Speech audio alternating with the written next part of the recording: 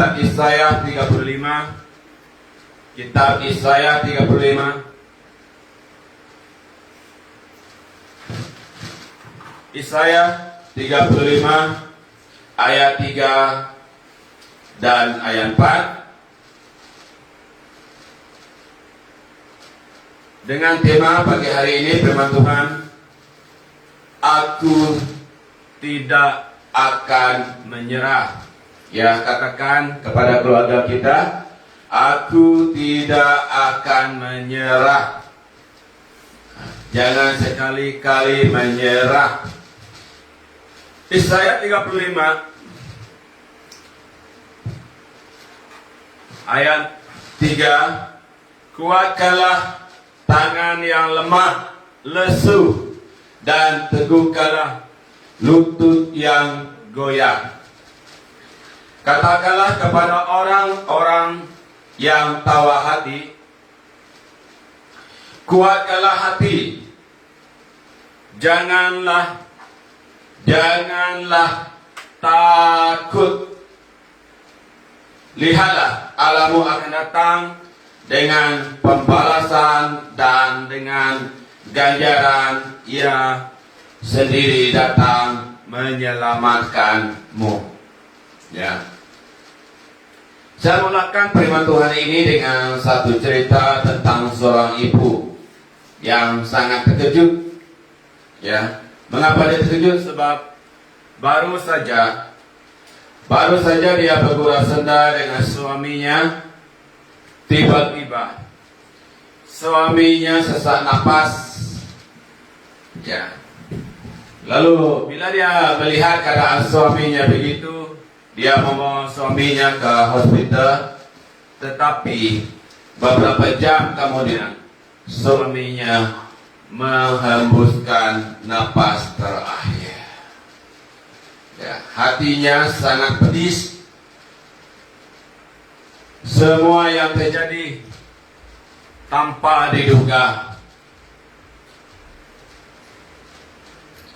seperti mimpi. Namun walaupun begitu, ibu ini berkata, aku tidak akan menyerah. Aku tidak akan melepaskan imanku.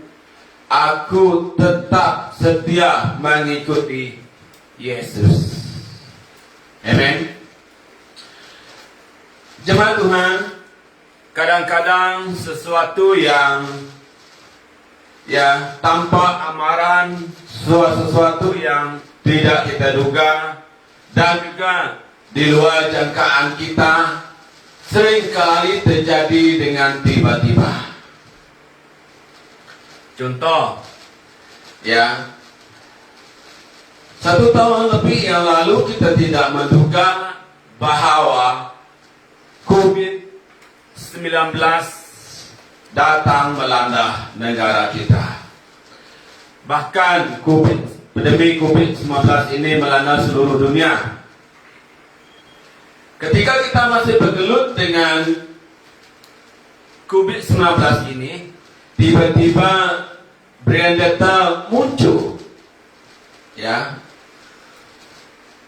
Dan kita terpinga-pinga dengan kemunculan varian Delta ini tanpa diminta, tanpa diundang.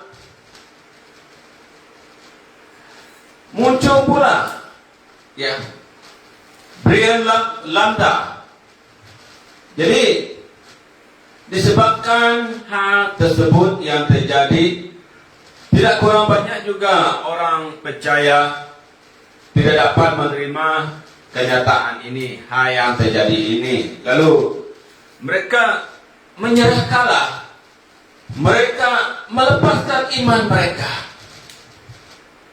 Jemaat Tuhan yang dikasihi, ada banyak lagi hal-hal yang akan terjadi di sekeliling kita, di dalam kehidupan kita, ya, yang terjadi di sekeliling kehidupan kita, di luar jangkaan kita. Tetapi kita harus ingat, sebab apa yang terjadi, ya, firman Tuhan telah mengingatkan kita jauh sebelum hal ini terjadi. 2 Timotius 3 ayat 1, firman Tuhan telah mengingatkan kita lewat Bapa kita Rasul Paulus. Ketahuilah bahwa pada hari-hari terakhir akan datang masa yang sukar.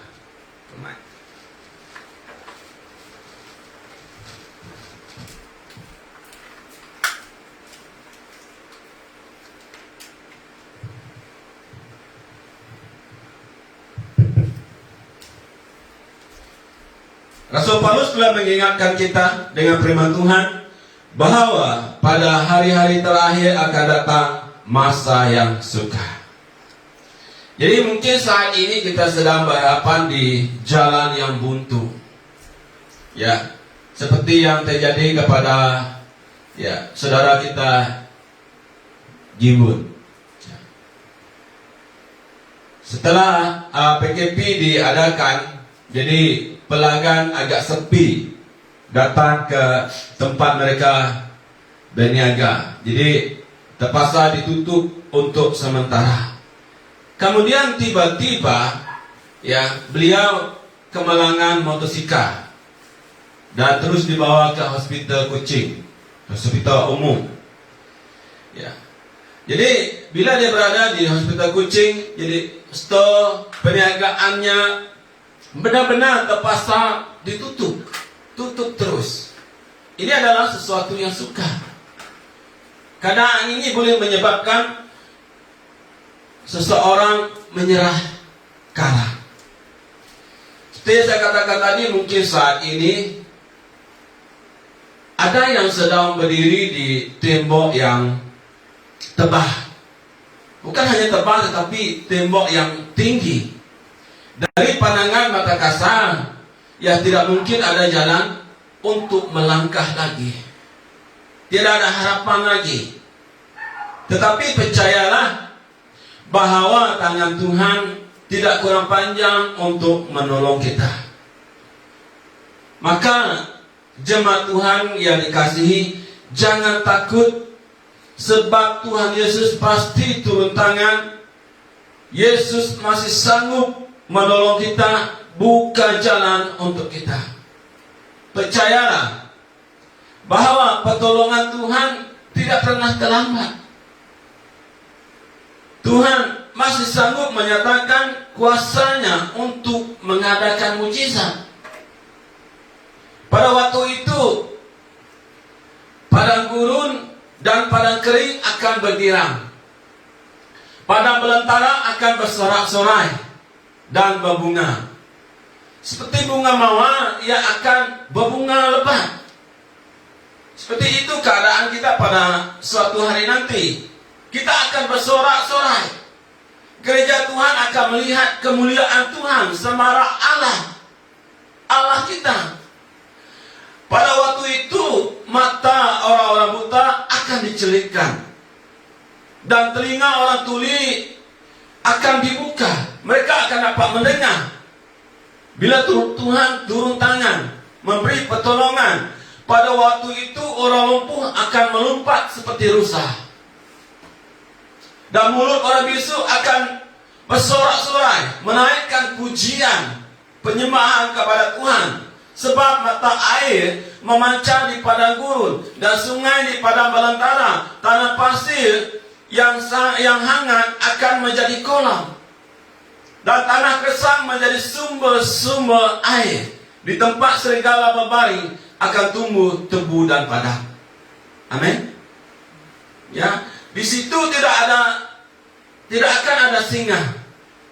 Binatang buas tidak akan menjalaninya, dan tidak akan terdapat di sana orang-orang yang diselamatkan akan berjalan di situ, dan orang-orang yang dibebaskan Tuhan akan pulang masuk ke Sion dengan sorak-sorai, dengan sukacita, dengan penuh kegirangan. Tiada lagi kedukaan, tiada lagi keluh kesah. Semuanya itu akan menjauh dari kehidupan orang percaya. Sebab Allah sendiri yang datang turun tangan memberi pertolongan kepada kita. Yang percaya katakan amin. Oleh sebab itu jemaat Tuhan yang dikasihi, tanamkanlah di dalam diri kita untuk tidak menyerah kalah dalam apapun keadaan. Meskipun jalan kita kelihatannya gelap, tidak dapat ditembusi dengan pandangan mata kita. Ya, di saat orang lain telah melepaskan iman mereka, kita tetap berkata, aku tidak akan menyerah kalah apapun yang terjadi. Meskipun itu tidak dapat diterima, sangat menyakitkan, aku tetap tidak akan menyerah kalah. Mari kita katakan sama-sama, aku tetap tidak akan menyerah kalah. Ya, di EB Group kita juga beri komitmen di sana, tulis aku tetap tidak akan menyerah kalah. Jadi apa yang harus kita lakukan agar kita tetap tidak menyerah kalah? Yang pertama yang harus kita lakukan adalah kuatkanlah tangan kita yang lemah lesu. Tangan berbicara tentang kekuatan. Tangan yang kuat mampu menanggung apa saja, mampu mengangkat apa saja. Tetapi bila tangan telah lelah, menjadi lemah, lesu, tiada apa yang dapat dilakukan. Untuk mengangkat pen pun, untuk mengangkat sudu pun sudah tidak larat lagi. Ya. Jadi mungkin ada di antara kita sudah merasa lemah lesu. Tangan kita sudah tidak berdaya lagi. Tetapi firman Tuhan pada hari ini memberi dorongan kepada kita, kuatkanlah tanganmu yang lemah lesu. Jangan kamu menyerah kalah, sebab keputusan untuk menyerah kalah bukanlah keputusan yang tepat. Oleh sebab itu, mungkin selama ini kita telah berada di luar Tuhan, ya, kembalilah tinggal di dalam Tuhan. Jangan lagi menjauhkan diri dari Tuhan, sebab tiada apa-apa yang dapat kita lakukan jika kita berada di luar Tuhan. Ingatlah bahwa kita ini hanyalah debu. Kita hidup karena anugerah Allah, hembusan Allah yang dianugerahkan kepada kita. Kita dapat hidup sampai ke saat ini. Kita bersyukur atas pimpinan Tuhan, pemeliharaan Tuhan, jagaan Tuhan. Keadaan di sekeliling sangat menakutkan, sangat mengerikan. Berita kematian terjadi setiap masa kita dengar. Dan juga kes pandemi COVID semakin meningkat. Kita bersyukur kerana Allah menjaga kita, membungkus kita dengan kuasa darah sucinya. Jadi sebab itu sangat penting bagi kita tetap tinggal di dalam Tuhan. Jangan menyebabkan hal yang terjadi ini saat ini menjauhkan kita dari Tuhan. Biarlah hal ini yang terjadi ini membuat kita dekat tinggal di dalam Tuhan. Sebab bila kita dekat tinggal dalam Tuhan, Rasul Paulus berkata, kita tinggal di dalam kekuatan kuasa Allah yang tak terbatas. Di dalam kekuatan kuasa Allah, segala perkara dapat kita tanggung, dapat kita hadapi. Ya, kita tidak akan mudah menyerah. Tetapi bila kita berada di luar Kristus, tanpa kekuatan Kristus, kita akan pasti menyerah kalah. Ciri-ciri orang yang mau menyerah kalah, ya, kata-katanya seringkali negatif. Tiada kata-kata yang bersemangat keluar dari mulutnya. Semuanya pasti negatif. Sikapnya juga negatif. Seringkali suka menyalahkan orang lain. Dia merasakan hanya dirinya saja yang betul. Dan apa yang orang lain perbuat semuanya salah. Walaupun orang membuat yang terbaik, tetapi di matanya tetap salah. sedangkan dia sendiri tidak melakukan apa-apa. Dan juga bila firman Tuhan disampaikan, dikobahkan, dia menerima firman Tuhan yang disampaikan oleh hamba Tuhan juga negatif. Meskipun itu firman Tuhan, ya tidak pernah untuk menjatuhkan dia, untuk menjahatkan dia, untuk membuat hidupnya rusak. Tidak. Dia juga merasa rendah diri. Rendah diri bukan rendah hati. Rendah diri merasa diri tidak mampu. Oh ya, ni nak boleh belajar apa inaya orang pemisik, ya apa inaya cigu, ya boleh tosen.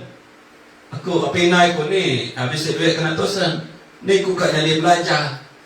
Selalu merasa kekurangan. Ya. Oh, gereja orangnya gereja besar ini adalah tindak kita. Ini adalah titih kita. Ya, kita gereja min, kita gereja kampung. Ya sudah boleh nagaknya ngagak tahu sudah mayuah lah gereja besar, kita gereja min. Ni boleh. Begitu.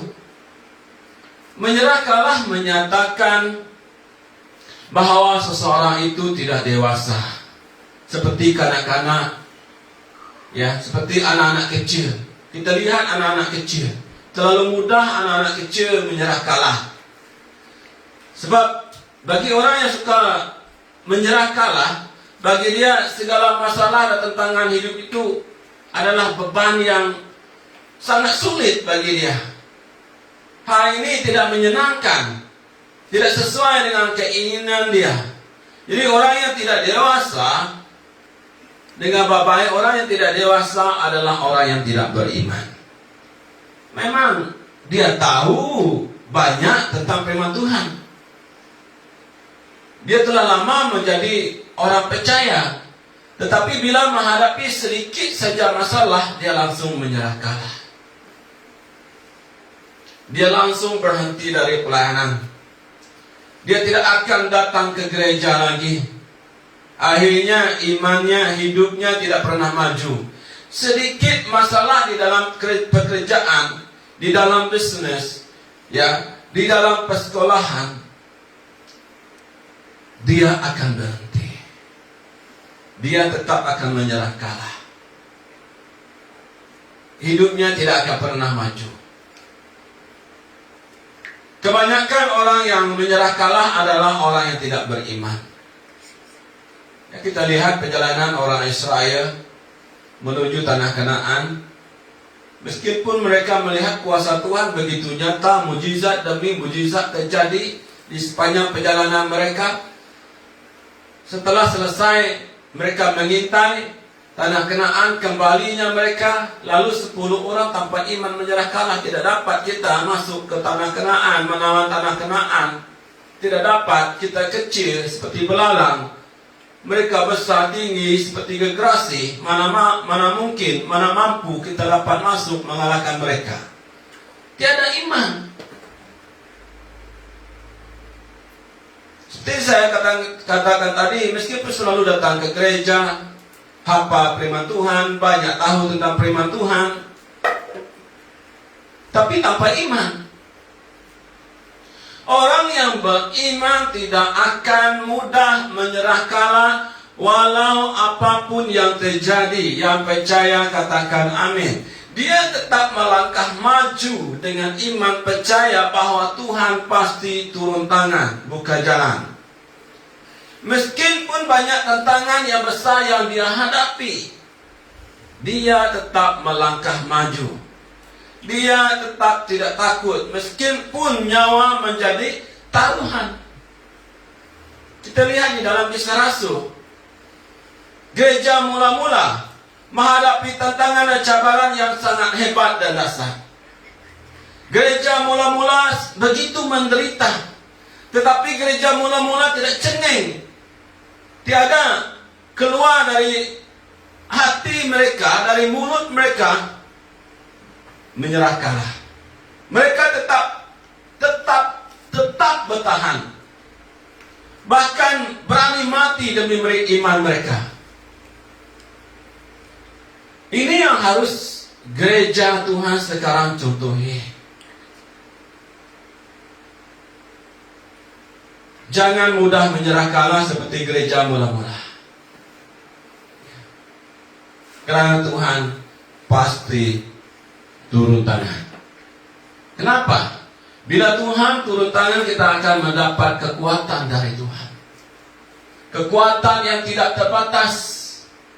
Seperti yang saya katakan tadi, ya Rasul Bapak kita, Rasul Paulus memberi dorongan kepada kita. Bila kita tinggal di dalam Tuhan, segala perkara dapat kita tanggung di dalam Dia yang memberi kekuatan kepada kita. Tuhan memberi kekuatan kepada kita.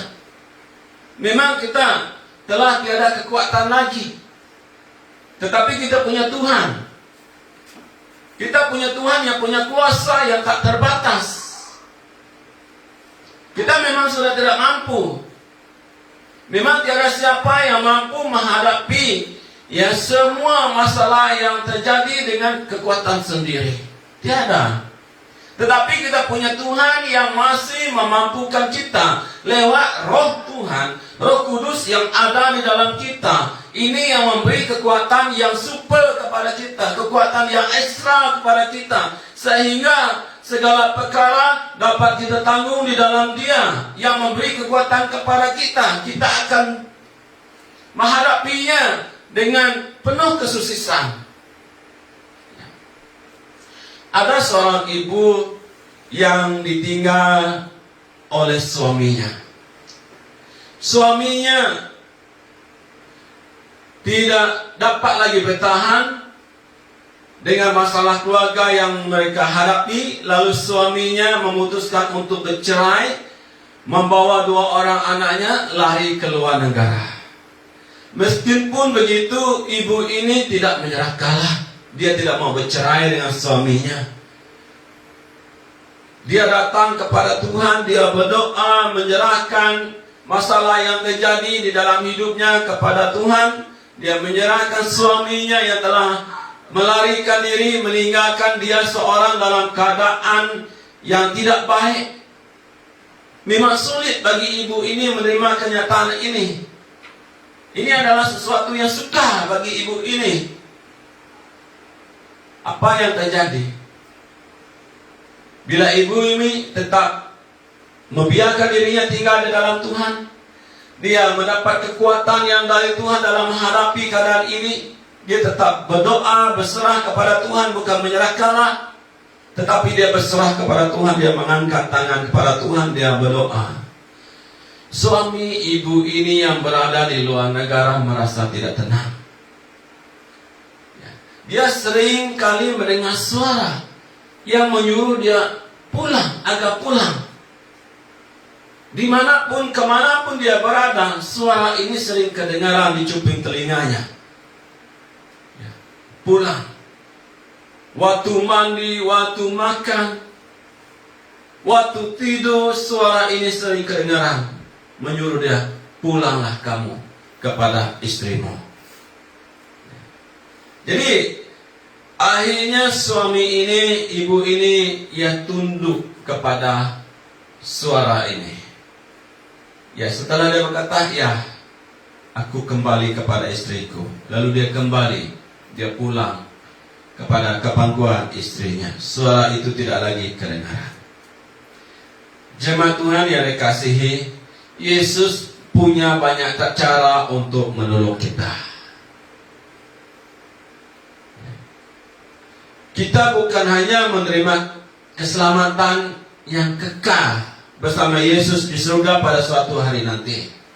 Saat ini, saat kita masih hidup di bumi ini, Yesus sendiri akan datang, turun tangan, memberi pertolongan, menyelamatkan kita dari segala hal yang terjadi, masalah yang sedang terjadi, yang sedang kita hadapi. Yesus sendiri memberi pertolongan.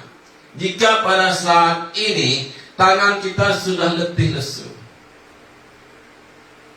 tangan kita sudah tidak berdaya lagi sebab telah berjuang berhabis-habisan, dan mulailah kita menyerah kalah.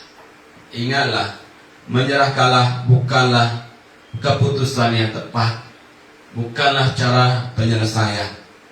Firman Tuhan pada pagi hari ini menjadi pengingat bagi kita agar kita tidak mudah menyerah kalah. Sebab jika kita menyerah kalah, maka berakhirlah seluruh kehidupan kita. Oleh sebab itu, jemaat Tuhan yang dikasihi, ya, nantikanlah Tuhan dengan penuh kesabaran. Nantikanlah Tuhan. Tuhan akan memberi kekuatan yang baru kepada kita. Kita akan seperti burung raja wali yang terbang tinggi menerpa badai. Tidak akan goyah, tidak akan lemah. Kita akan berlari, tetapi tidak menjadi lesu. Kita tetap berlari. Kita mendapat kekuatan yang luar biasa. Dalam perjalanan kita mengiringi Yesus, kita tidak akan mudah menjadi lelah. Ingatlah janji Tuhan, ya dan amin. Tuhan akan memberi kekuatan kepada gereja Tuhan yang sentiasa setia dengan penuh kesabaran menanti akan Tuhan. Tuhan akan memberi kekuatan kepada kita yang lelah dan menambah semangat kepada kita yang tidak berdaya lagi. Kesempatan untuk kita mengalami penggenapan janji-janji Tuhan telah terbuka luas. Jadi hadapilah setiap masalah yang terjadi dengan tenang. Dan tetaplah teguh berpegang kepada janji Tuhan. Tentu kita masih ingat tentang Gideon. Lihat tentang Gideon. Apa yang Tuhan lakukan terhadap Gideon. Tuhan melihat Gideon sebagai seorang pahlawan yang gagah berani. Tetapi Gideon melihat dirinya orang yang paling kecil, orang yang paling muda, orang yang tidak berdaya. Gideon merasakan diri tiada potensi. Tetapi Tuhan melihat Gideon dengan cara yang berbeda. Tuhan melihat Gideon punya potensi yang besar. Tuhan melihat masa depan Gideon penuh dengan harapan. Itu yang ada di dalam diri Gideon yang Tuhan lihat. Tuhan melihat Gideon dapat melakukan perkara yang besar, yang ajaib. Tetapi Gideon melihat sebaliknya. Melihat diri sendiri dengan cara pandang yang negatif. Ini yang sering terjadi kepada gereja Tuhan. Gereja Tuhan yang dikasihi, berhentilah melihat kekurangan diri, keterbatasan diri. Lihatlah potensi yang Tuhan telah taruh di dalam diri gereja Tuhan. Lihatlah penyertaan Tuhan di dalam hidup gereja Tuhan. Lihatlah bahwa di mata Tuhan, gereja Tuhan, kita yang sedang mengikuti live streaming ini adalah gereja Tuhan yang gagah perkasa, pahlawan yang gagah berani. Katakan kepada istri Anda, kepada anak-anak suami Anda, siapapun yang bersama dengan Anda saat ini, Anda adalah seorang pahlawan yang gagah berani. Anda dapat dipakai Tuhan melakukan perkara-perkara yang besar. Tuhan menyertai engkau. Ya, jangan pandang rendah terhadap diri sendiri. Amen. Jangan selalu merasa kurang, jangan merasa rendah diri. Lihatlah, sebagaimana Tuhan memakai Gideon, begitu juga Tuhan memakai Anda. Ingatlah, Anda adalah pahlawan yang gagah berani. Maka dari itu, kuatkanlah tangan kita yang lemah lesu. Yang seterusnya, jemaat Tuhan, teguhkanlah lututmu yang telah goyah. Ya, lutut yang telah goyah menandakan tiada lagi kemampuan untuk meneruskan perjalanan. sudah tidak berdaya lagi untuk melangkah akibat beratnya beban hidup ini, beratnya tantangan, cabaran, masalah, baik di tempat kerja, baik di dalam pelayanan, baik ya apapun. Lutut telah goyah, tidak mampu untuk berdiri, apatah lagi untuk melangkah. Bila sudah tidak dapat melangkah lagi, berarti tiada lagi semangat juang, tiada lagi untuk berjuang. Dalam keadaan ini, ingatlah jemaat Tuhan akan panggilan Tuhan Yesus. Apa panggilan Tuhan Yesus? Marilah datang kepadaku, bukan kepada saya, kepada Tuhan Yesus. Semua yang letih lesu dan bawa beban berat, aku akan memberi kelegaan kepadamu. Ya. Dalam keadaan lutut yang telah goyah, tidak bermaya, letih lesu sebab beban yang sangat berat. Jadi tidak heranlah bila kita mendengarkan ya masa pandemi ini kes orang bunuh diri meningkat dengan mendadak, dan kes penceraian juga meningkat masa pandemi ini. Ya, masalah keluarga meningkat.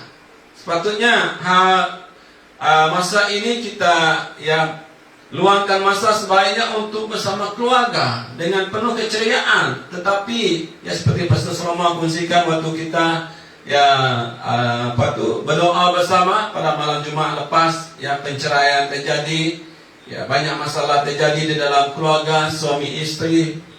Mereka menyerah kalah, mereka telah letih lesu, lutut mereka tidak mampu lagi ditegakkan, telah goyah.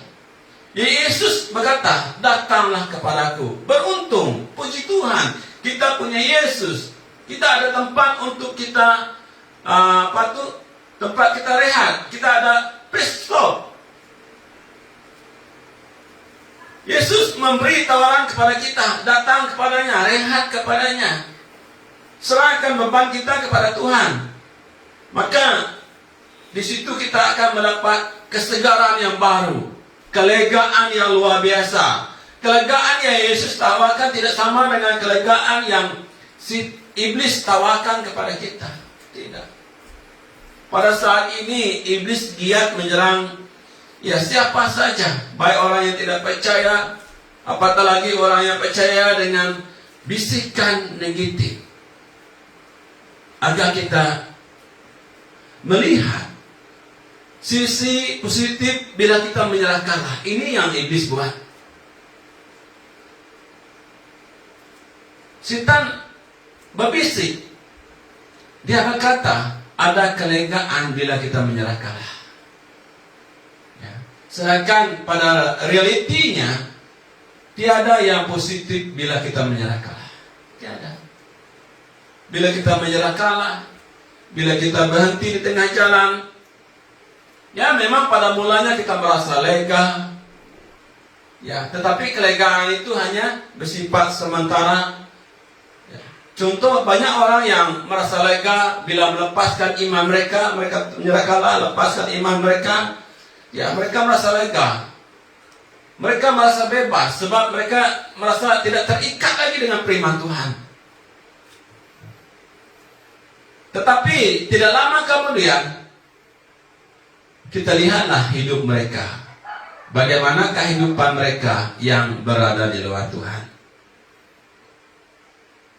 Jadi kelegaan yang diberikan oleh iblis bukanlah kelegaan kebebasan total. Ya. Hanya Yesus yang dapat memberi kebebasan total, kelegaan yang benar-benar kita perlukan, hanya dari Yesus. Kita lihatlah di dalam ya perlombaan pemelawan, kereta yang mereka pakai luar biasa. Contoh kereta prairie, ya, kereta yang mereka pakai sangat laju. Sungguh laju, terpantas, kereta yang terpantas di dunia. Tetapi kereta ini memerlukan tempat rehat, pit stop. Apatah lagi jika keadaan hujan. Jadi mereka harus singgah di pit stop untuk menukar tayar. Jika tayar tidak ditukar, ya, berlumba di dalam keadaan jalan yang basah, delita yang basah, pasti sesuatu yang tidak baik akan terjadi. Ya, tidak mustahil kemalangan akan terjadi. Begitu juga anak Tuhan, hebat bagaimanapun kita, harus kita datang kepada Tuhan, rehat, beri masa rehat untuk Tuhan. Maka Tuhan akan memberi kelegaan, memberi sesuatu yang baru kepada gereja Tuhan. Dan gereja Tuhan dapat meneruskan perlumbaan rohani dengan baik dan lancar. Dan sampai ke garisan akhir. Maka oleh sebab itu jemaat Tuhan, datanglah kepada Tuhan, berserulah kepada Tuhan. Tuhan mengajak kita agar kita tidak berjuang sendiri. Berseru, berserah kepada Tuhan. Berserulah kepadaku, maka aku akan menjawab. Ini jaminan dari Tuhan. Seruan kita tidak pernah dipandang enteng, tidak pernah dibiarkan begitu saja oleh Tuhan. Di dalam berseru, mintalah kekuatan kepada Tuhan untuk menjalani kehidupan yang sukar ini, yang semakin sulit demi hari. Kita memerlukan kekuatan yang baru untuk menghadapi perjalanan hidup yang sangat-sangat mencabar. Serangan dari kanan, dari kiri, dari depan, dari belakang. Kita dihujani dengan serangan yang tak terhenti dari kuasa kegelapan itu. Makanya kita harus datang kepada Tuhan. Mohon perlindungan dari Tuhan. Mohon kekuatan, mohon hikmat, kebijaksanaan dari Tuhan. Mohon agar kita diberi mata hati yang terang dari Tuhan.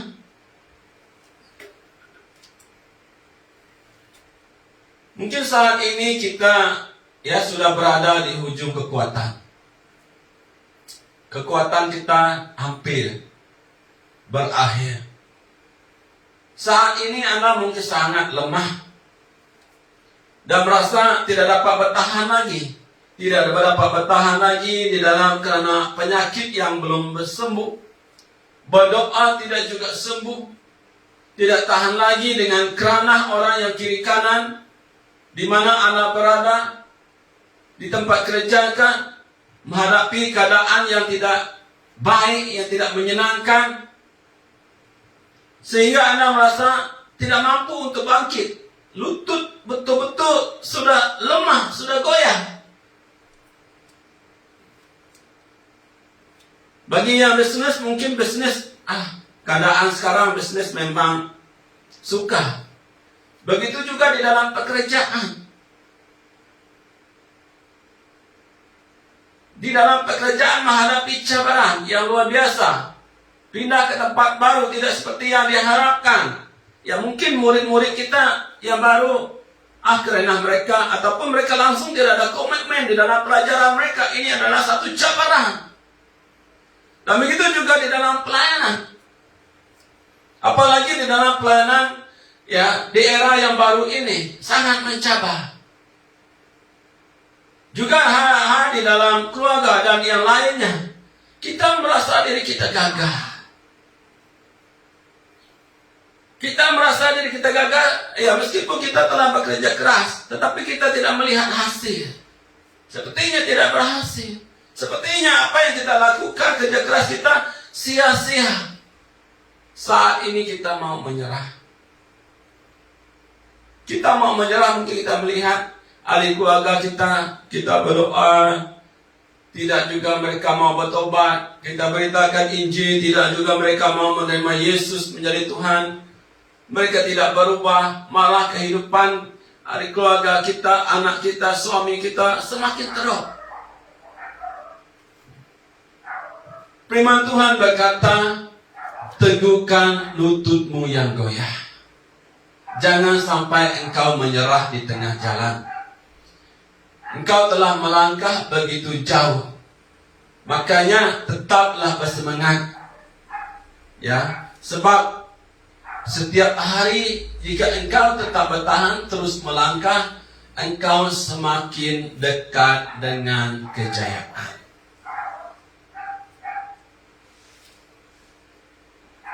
Ada satu cerita yang sungguh menarik, memberi dorongan bagi saya. Walaupun mungkin cerita rekaan saja tentang film. Saya buka FB. Jadi tidak sengaja ada orang yang share tentang film ini, film Hindi, Tamil, tentang seorang yang mengambil keputusan untuk mengajar di sekolah yang sangat teruk, yang tidak teratur. Murid-muridnya, cikgu-cikgu di sana pun tidak ada komitmen. Jadi dia minta kepada sekolah pindah ke sekolah itu. Jadi bila pegawai ditanya, mengapa engkau pindah ke sekolah ini sedangkan sekolah ini prestasi sekolah ini tidak baik, sekolah ini sangat teruk. Murid-murid di sana tidak pernah mendapat keputusan yang baik. Jadi ibu ini berkata, sebab hal itulah aku minta untuk pindah ke sekolah itu. Karena untuk itulah aku harus berada di situ. Untuk itulah aku akan berusaha membuat perubahan. Dia pindah ke sana. Memang bila datang masuk ke sekolah sana, memang teruk keadaan di sana. Cikgu-cikgu yang di sana pun juga teruk. Memang dia menghadapi tantangan bila dia mengambil alih tugas sebagai pengetua di sekolah itu. Cikgu-cikgu tidak dapat menerima perubahan, teguran, nasihat. Begitu juga anak-anak sekolah. Tetapi diringkaskan cerita, akhirnya sebab dia dapat bertahan, tidak mudah menyerah kalah, sekolah ini menjadi sekolah yang terbaik. Cikgu pun mulai berubah, cikgu-cikgu yang lain, murid-murid pun berubah dan mendapat keputusan yang baik di dalam peperiksaan. Luar biasa. Jemaat Tuhan dikasihi, eratkanlah hubungan kita dengan Tuhan. Datang kepada Tuhan, berseru kepada Tuhan, perbaiki hubungan kita dengan Tuhan, intimlah dengan Tuhan. Di dalam Tuhan kita akan mendapat kekuatan yang baru. Marilah belajar memiliki kerendahan hati dengan penyerahan yang sepenuhnya kepada Tuhan. Setiap beban dalam hidup seharusnya semakin mendorong kita untuk melekat kepada Tuhan, bukan menjauh kepada Tuhan, bukan meninggalkan Tuhan. Berilah waktu, bahkan tingkatkan waktu dengan Tuhan, dan semakin tekun berdoa dan merenungkan firman Tuhan. Belajar firman Tuhan, dengar firman Tuhan dengan sebaik-baiknya. Karena iman timbul dari pendengaran dan pendengaran oleh firman Kristus. Tiada jalan lain, tiada jalan shortcut untuk iman kita bertumbuh, untuk iman kita berkembang, untuk iman kita berbuah. Tiada. Iman timbul dari firman yang kita dengar, seperti yang kita dengar pada hari ini.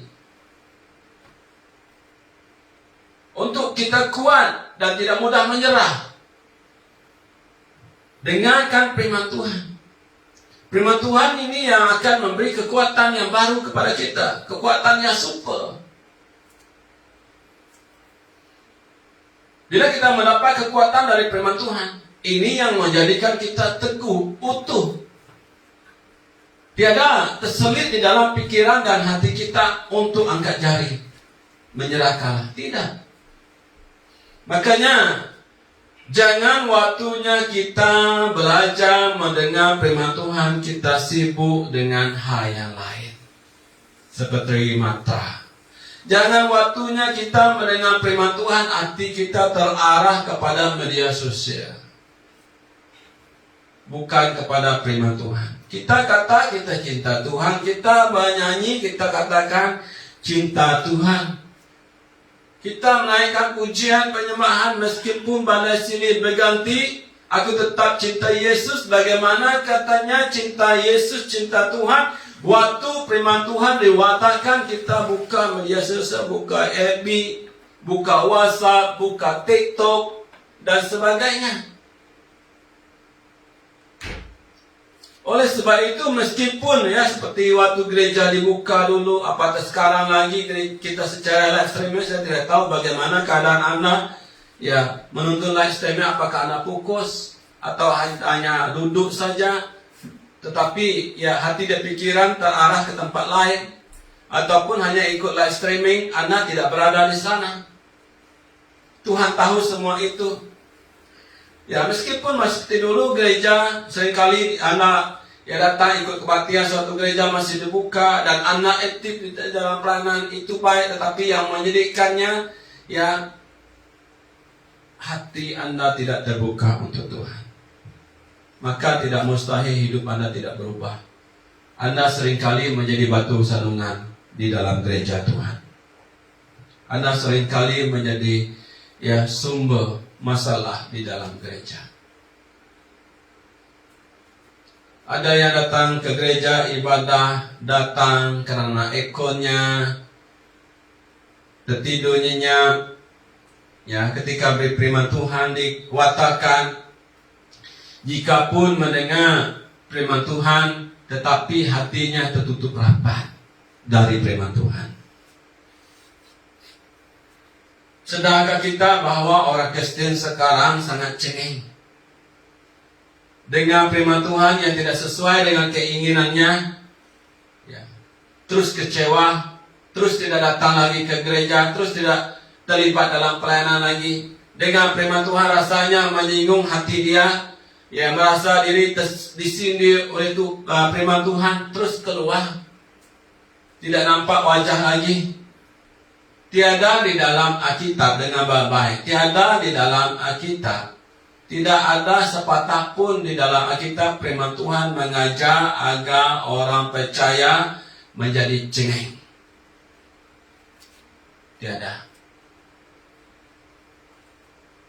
Firman Tuhan mengajar agar kita menjadi kuat menghadapi apapun cobaan. Nanti kita akan lihat contoh beberapa orang yang ketika mereka menghadapi kesulitan yang luar biasa, mereka tetap bertahan. Ya. Sedangkan ingatlah, iman kita harus terus bertumbuh di dalam diri kita. Seumpama tanaman, iman harus dipupuk agar terpelihara. Dipelihara bertumbuh dengan baik, berbuah dan semakin berkembang. Itu yang Tuhan kehendaki. Iman kita akan tetap terpelihara bila hati kita sentiasa terbuka seluas-luasnya dengan firman Tuhan. Disirami dengan kebenaran firman Tuhan. Perkara besar pasti terjadi bila hati kita terbuka seluas-luasnya untuk dibenahi dengan firman Tuhan. Perkara besar tersebut berupa pengenalan kita yang semakin mendalam akan Kristus. Kita mengenal Kristus dengan lebih dalam lagi. Bila pengenalan kita yang semakin dalam akan Kristus, maka kita tidak akan mudah goyah. Kita tidak akan mudah terpelanting. Kita tidak akan mudah terperosok. Mengapa? Sebab dasar iman kita kukuh. Yang percaya katakan amin. Jadi jemaat Tuhan yang dikasihi, semestinya kerinduan utama ya hati kita adalah harus sentiasa lapar dan haus akan kebenaran firman Tuhan. Ya. Bukalah selalu hatimu dalam posisi yang terbuka luas untuk tetap peka mendengar suara Tuhan melalui firman-Nya. Ya, dengarkan firman Tuhan dengan sebaik-baiknya agar iman tetap terus bertumbuh. Dengarkan. Jika iman tetap terus bertumbuh, meskipun tingkat masalah yang terjadi, tidak akan menggoyahkan lutut kita. Setiap masalah akan menjadi tangga buat kita untuk melangkah. Lutut kita tetap terus bertahan, tetap kuat, tetap teguh. Yang percaya katakan amin. Dan yang terakhir jemaat Tuhan, kuatkanlah hatimu, jangan takut. Katakan kepada suami kita, kepada istri kita, kepada anak kita, kepada ipar kita, kuatkan hatimu, jangan takut. Ya, dalam kita ada 3 bagian, tubuh, jiwa, dan roh. Ya, di dalam jiwa ada hati, ada pikiran. Dari hati munculnya kehendak. Ya, jadi Alkitab menyatakan bahwa hati yang sering menguasai hidup manusia, yang menguasai hidup kita. Sebuah patah, ya, menyatakan bahwa setiap orang, semua orang pasti pernah mengalami yang namanya tawa hati. Terlebih lagi bila dihujani dengan masalah yang tidak berhenti, atau serangan yang bertubi-tubi, serangan yang sangat berat. Ini yang menyebabkan orang tawa hati. Tawa hati menunjukkan pada suatu kondisi hati yang dilanda kekecewaan yang mendalam karena beratnya beban yang harus ditanggung oleh seseorang. Tawa hati menyebabkan seseorang menjadi lemah. Tiada kekuatan lagi. Amsal berkata 24 ayat 10, jika engkau tawa hati pada masa kesesakan, kecillah kekuatanmu, kecil, tiada kekuatan lagi. Tawa hati membuat seseorang kekuatannya kecil. Berarti bila kekuatan kecil, dia sudah tidak teguh lagi, lemah, goyah. Fisikalnya lemah. Dan ini yang bila sudah lemah, sampai ke tahap yang lemah ini, maka tidak heran seseorang itu akan mengangkat bendera putih. Tanda menyerah kalah. Hatinya telah condong kepada kekhawatiran.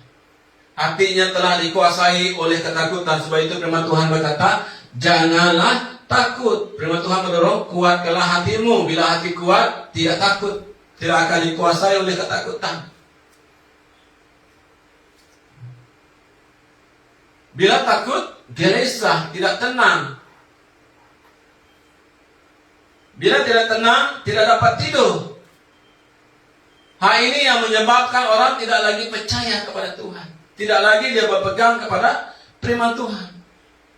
Firman Tuhan pada pagi hari ini mendorong kita agar berpegang kepada firman Tuhan dengan kuatkan hatimu. Mari kita sama memberi dorongan kepada sesama kita sebagai orang percaya, kuatkan hatimu, jangan takut. Apa yang harus kita lakukan agar hati kita tetap kuat? Jagalah hati kita dari segala kewaspadaan. Jaga hati kita dari kewaspadaan. Hati kita ini perlu dijaga dengan baik-baik. Sebab jika tidak dijaga dengan baik-baik, hati kita ini mudah lemah. Ini adalah hal yang sangat berbahaya bagi kita. Kita dapat menjaga kereta kita agar bersih, dicuci kita setiap hari. Ya, seperti pendeta Pak Paraya, bila kita pakai motosikal, kita takut motosikal kita kotor. Ya, ada air di sana, ada lopak di sana, kita sanggup angkat motor kita, pikul motor kita. Tetapi banyak orang yang tidak sanggup menjaga hati. Pada pagi hari ini firman Tuhan mendorong kita, milikilah sikap hati yang positif di segala waktu, serta kemampuan melihat masalah dari sudut pandang dimensi iman. Dengan menjaga hati kita. Ya. Inilah rahasia ataupun kunci yang menjadikan kita tetap kuat. Dengan memiliki respon hati yang positif, kita akan terhindar dari rasa khawatir. Kita akan terhindar dari rasa takut, dari rasa bimbang, kecewa. Kita tidak akan cemas, kita tidak akan mudah putus asa, patah semangat dan sebagainya. Maka kita harus jaga hati supaya kita tetap fokus. Bukan fokus kepada masalah, tetapi kita fokus kepada betapa besarnya kuasa Tuhan kita. Di dalam Alkitab, begitu banyak tokoh Alkitab yang telah memberi contoh yang terbaik. Mereka tetap menjaga hati mereka dan tidak mengenal kata menyerah pada saat mereka di dalam kesulitan. Kesesakan tidak menjadikan mereka angkat tangan untuk menyerah kalah. Contoh Yesus tidak tahu hati meskipun masalah datang bertubi-tubi. Dijual oleh saudaranya sendiri, dipinah oleh istri Potifar, dipenjara. Kita sama tahu bagaimana keadaan Yesus. Tetapi kita lihatlah, apakah dia menyerah kalah? Tidak. Ayub yang tidak pernah menyerah ketika menghadapi persoalan berat yang terjadi di dalam hidupnya. Dia tidak mengerti mengapa hal ini terjadi. Meskipun Ayub seorang yang takut akan Tuhan, tetapi hal buruk terjadi di dalam hidupnya. Ayub tidak mengerti, tetapi dia tidak tawar hati. Dia tetap kuatkan hatinya. Dia tetap tidak meragukan Tuhan di dalam kehidupannya. Imannya tetap teguh. Begitu juga dengan Naaman.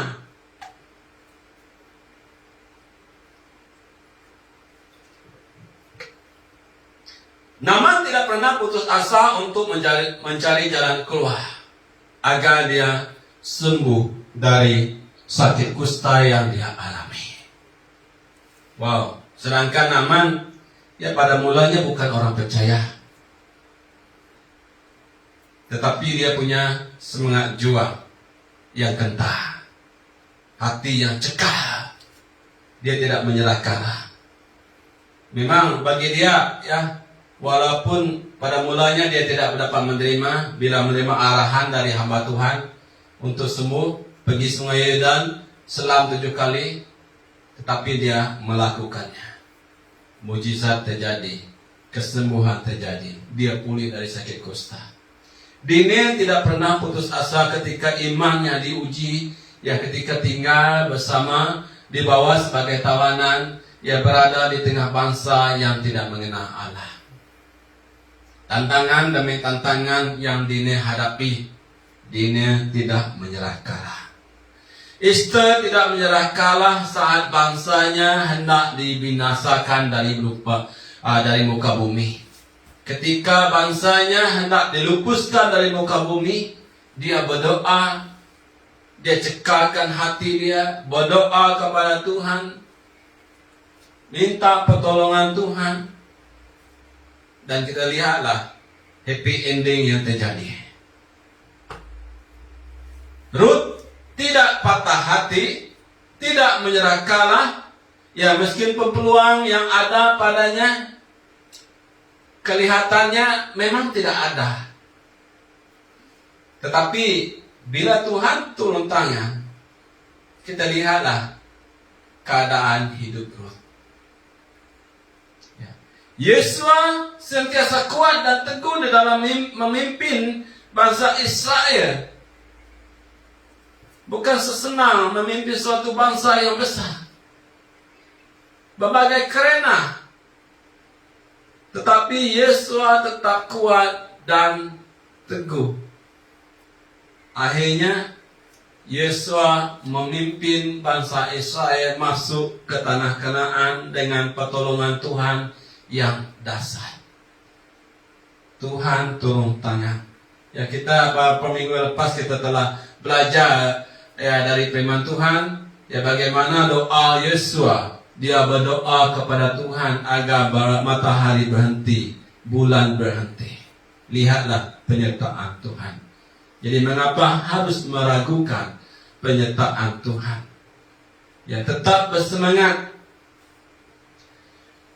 Tetap bersemangat dalam apapun keadaan. Hidup di dunia ini memang diwarnai dengan berbagai masalah.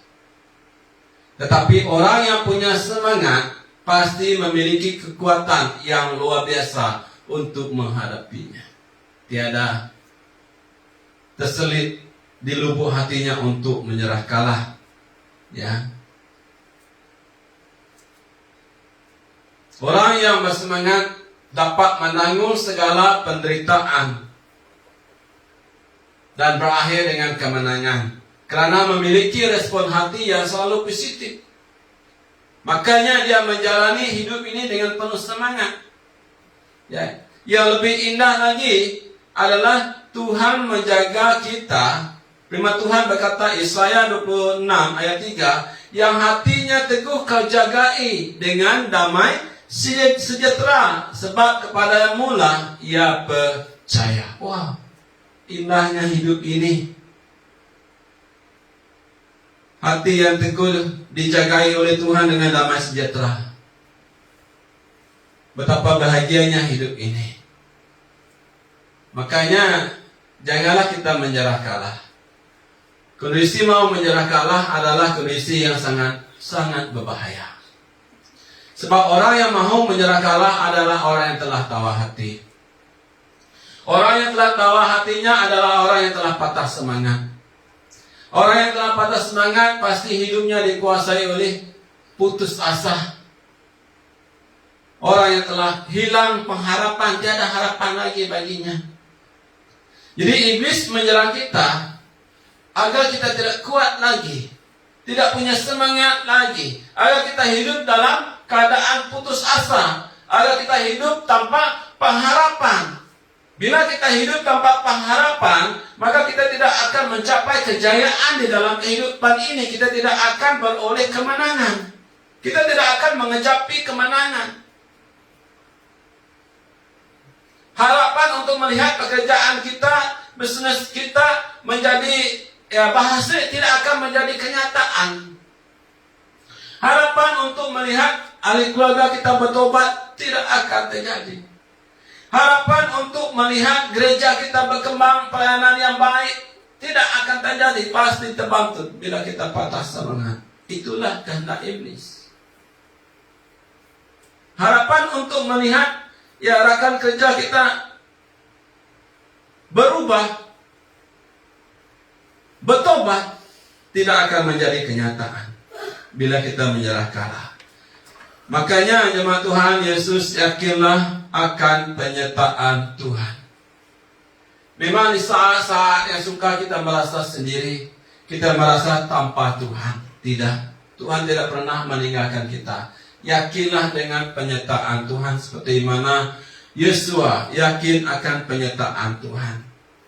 Kemanapun kita berada, Tuhan pasti beserta. Yang percaya katakan amin. Mungkin saat ini kita sedang sakit parah, pekerjaan kita parah. Bagi yang bisnis, bekerja sendiri, ya bisnis keadaan parah juga, keluarga dalam keadaan parah, dan banyak lagi masalah yang sedang terjadi di dalam kehidupan kita. Semuanya parah-parah. Ya, tetapi firman Tuhan berkata, sebab Tuhan, Dia sendiri berjalan di hadapan kita. Dia sendiri akan menyertai kita. Dia tidak akan membiarkan kita. Dia tidak akan meninggalkan kita. Janganlah takut. Janganlah patah hati. Kuatkanlah hati kita. Ada seorang bapa yang kehilangan sekaligus 3 orang anaknya. 2 perempuan dan 1 lelaki. Sekaligus meninggal dunia. Wow. Pada masa yang sama juga bisnis bapak ini down dan terus bengkak. Hati bapak ini sangat sedih, sangat kecewa. Bagi bapak itu pada saat itu hidup ini tiada artinya. Ya, berarti dia mau mengambil keputusan untuk bunuh diri. Sebab hidup tiada arti. Anak, 3 orang meninggal. Ditambah bisnis, bankrupt. Coba bayangkan keadaan. Bagaimana jika keadaan itu yang menimpa kita? Tetapi istri dia berkata, jangan menyerah Pak. Ya, jangan tawa hati Pak. Kuatkan dan teguhkan hati kita Pak. Yakinlah Pak akan penyertaan Tuhan. Tuhan tidak membiarkan kita terus dalam keadaan terperosok begini. Maka bapak ini kembali bersemangat. Dia kuatkan hati dia. Dia bangkit. Dia tidak takut akan masalah yang terjadi di dalam kehidupan dia. Dia tidak menyerah. Diringkaskan cerita, ya langit tidak selalunya mendung, maka hari kembali cerah. Sekarang mereka telah memiliki kembali 3 orang anak. Begitu juga dengan bisnis dia. Ya. Kuatkan hati jemaat Tuhan. Jangan takut. Jangan mudah putus asa. Jangan begitu mudah untuk menyerah kalah. Yesus punya banyak cara untuk menolong kita. Cara yang di luar pikiran kita, di luar jangkaan kita. Makanya jangan kecut dan tawa hati. Milikilah hati yang teguh, hati yang kuat, hati yang kukuh untuk terus percaya kepada Tuhan. Percaya, yakinlah penyertaan Tuhan. Makanya marilah bersandar kepada Tuhan. Jangan bersandar kepada kekuatan diri. Sebab diberkatilah orang yang mengandalkan Tuhan. Orang yang menaruh harapannya kepada Tuhan. Diberkati.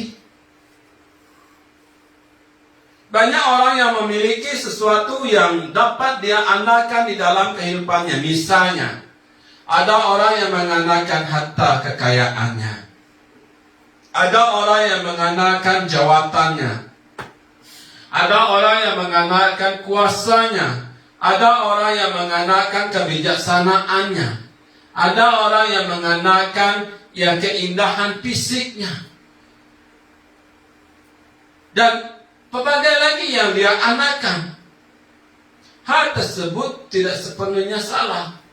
Namun bila kita mengandalkan semua itu dan tidak mengandalkan Tuhan, maka semuanya akan sia-sia. Mengapa? Dengan jelas firman Tuhan berkata, diberkatilah orang yang mengandalkan Tuhan. Ya percayakah? Yang percaya katakan amin.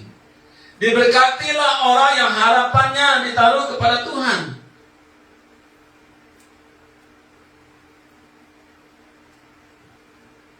Yang menyedihkan pada kenyataannya ada begitu banyak gereja Tuhan yang pada awalnya ketika masih dalam keadaan susah dalam nyawa-nyawa ikan ataupun pada mulanya memang langsung kosong. No.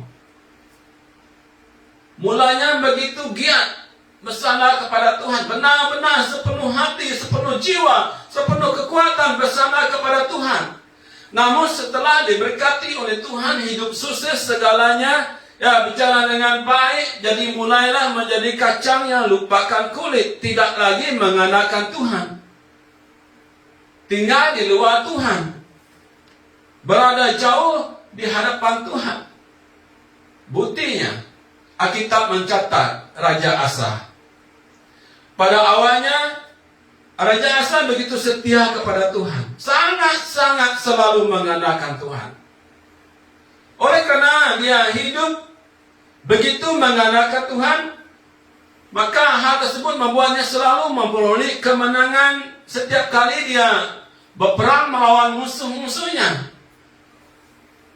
Tetapi yang menyedihkan setelah Raja Asa memperoleh kemenangan demi kemenangan, menjadi orang yang besar dan kuat, ia mulai menjadi kacang melupakan kulit. Hidupnya tidak lagi mengandalkan Tuhan.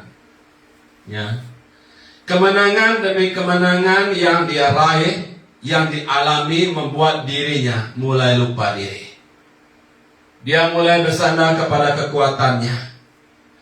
Pada saat berperang melawan Besa, Raja Israel, dia tergoda mengalahkan Raja Aram. Ketika dia mengalami sakit parah, dia memilih untuk tidak mencari Tuhan, tetapi dia mengandalkan para dukun. Pada hari ini, kita diingatkan kembali oleh firman Tuhan, agar kita sentiasa hidup mengandalkan Tuhan. Jangan mengandalkan kekuatan kita, kepintaran kita. Meskipun kamu belajar, ya kamu mendapat ya gelar PhD, apapun gelar jawatan Anda, kuasa Anda sekarang, bertobatlah. Jangan mengandalkan semua itu. Andalkanlah Tuhan. Jangan mengandalkan apa yang kita lihat, tetapi andalkanlah hidup kita kepada Tuhan yang tidak terlihat. Andalkan semuanya, baik di dalam keluarga kita, keuangan kita, pekerjaan kita, pelayanan kita, ya di saat suka ataupun duka, tetaplah mengandalkan Tuhan. Ya, percaya katakan amin. Ya, jemaat Tuhan, untuk menutup firman Tuhan pada pagi hari ini, saya kongsikan dengan kesaksian seorang yang tidak asing lagi bagi kita, yang terkenal di seluruh dunia, Albert Einstein. Dia bukanlah seorang yang bijak pandai, bukanlah seorang yang terus jenius. Dia baru pandai membaca ketika di usia 9 tahun. Dan dia juga menghadapi disleksia, ya, gangguan dalam proses belajar yang ditandai dengan kesulitan membaca, mengeja, dan menulis. Mungkin tulisannya seperti tulisan sang besar begini. Dia juga gagal ujian masuk di Swiss Federal Institute of Technology, gagal. Namun begitu, Albert Einstein tidak menyerah kalah, tidak putus asa, tidak pernah mengangkat tangan. Hatinya tetap kuat, tangannya tetap kuat, lututnya tetap teguh. Akhirnya Albert diterima masuk, ya, di Swiss Federal Institute of Technology. Ketika kita, ya, jemaat Tuhan, kita tidak akan pernah gagal sampai kita berhenti mencoba. Albert Einstein menjadi orang yang jenius dan terkenal di seluruh dunia adalah karena dia punya prinsip, aku tidak akan pernah menyerah kalah. Jemaat Tuhan yang dikasihi, hidup ini memang penuh dengan pilihan. Setiap hari kita menghadapi berbagai pilihan yang harus kita putuskan. Memilih tetap bertahan ataupun memilih untuk menyerah kalah. Ya. Apakah kita memilih hidup taat kepada Tuhan atau tidak? Memilih hidup diberkati atau dikutuk? Memilih hidup bersama Yesus di surga atau hidup di neraka? Tiada hari yang kita lalui tanpa pilihan. Di antara hidup dan mati kita harus membuat keputusan yang tepat. Saat ini juga kita harus membuat keputusan yang tepat. Sebab keputusan yang kita ambil hari ini akan menentukan kita pada masa akan datang. Ya. Sebab itu jemaat Tuhan yang dikasihi, kita harus punya hikmat. Kita harus punya kebijaksanaan yang dari Tuhan agar kita mengambil keputusan yang tepat, keputusan yang datangnya dari Tuhan. Segala keputusan yang kita ambil berlaku dalam seluruh aspek kehidupan kita, baik kehidupan jasmani ataupun kehidupan rohani. Ya, makanya pada pagi hari ini firman Tuhan mendorong kita, janganlah menyerah kalah. Komitmenlah, beri komitmen pada diri sendiri. Apapun masalah, apapun tantangan yang terjadi, aku tidak akan menyerah kalah. Jemaat Tuhan, pada pagi hari kita telah belajar. Firman Tuhan mendorong kita agar tangan kita yang lemah ini kembali dikuatkan. Lutut kita yang telah goyah ini pada pagi hari ini, Tuhan katakan, teguhkan lututmu. Jangan lagi goyah. Berdirilah. Bangkitlah kembali. Berjalanlah dengan iman. Berlarilah ke arah tujuan dengan semangat yang berkobar-kobar. Kuatkanlah hatimu. Jangan takut. Meskipun badai silih berganti. Ingatlah, dalam keadaan tertekan kita akan lebih mudah untuk menyadari mujizat Tuhan. Karena dalam keadaan paling sulit sekalipun, jangan pernah menyerah kalah, kehilangan iman. Ya.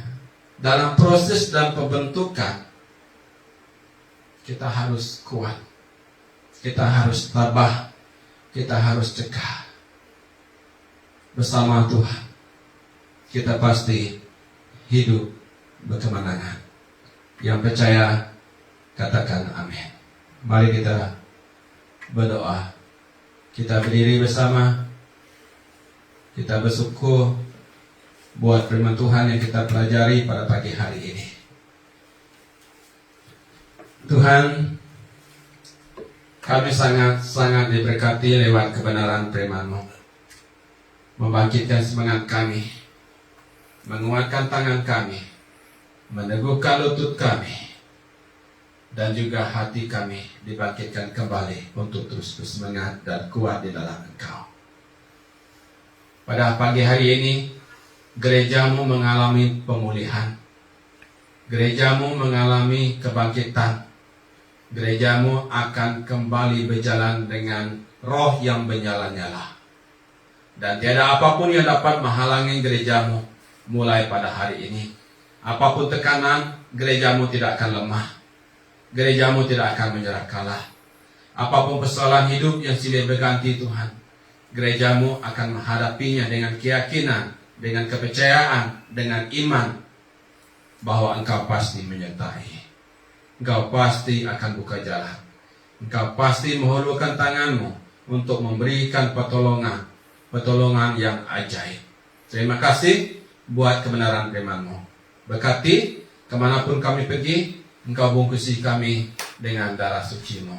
Hanya di dalam nama Yesus kami telah berdoa dan mengucap syukur. Amen. Haleluya, jemaat Tuhan. Sekian, Tuhan memberkati. Kita akan bertemu kembali dalam kasih Tuhan.